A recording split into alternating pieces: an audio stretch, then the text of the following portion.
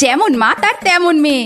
আজকে রেজাল্ট বেরিয়েছে, খুব খারাপ হয়েছে। মাকে একটু কাজ করে দেবো, পটিয়ে নেব, তাহলে মা আর বেশি বকবে না। মা, ছাদে জামা কাপড়গুলো ছিল সব তুলে এনেছি। যা রোদ্দুর, না হলে রং জ্বলে যেত। বাবা, কি হলো এর?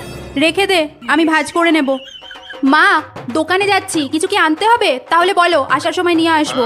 বাবা, হলো কি এ মেয়ের? দেখ, টেবিলে লিস্ট রাখা আছে, আর টাকাও। ঠিক আছে। মেয়েটার হলো কি? এ তো এত ভালো মেয়ে নয়, কথা বলার আগেই কাজ করে দিচ্ছে। দেখতে হচ্ছে।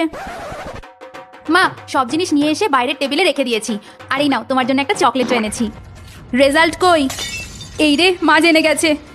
মানে, ভগবান বাঁচাও। আমি দীপার মাকে ফোন করেছিলাম, বললো তোদের রেজাল্ট দিয়েছে। যেমন মেয়ে তার তেমন মা। মেয়েটা আমার স্কুল লাইফ ফেল করে রেখেছে, আর ওর মা বাড়িটাও ছাড়ছে না।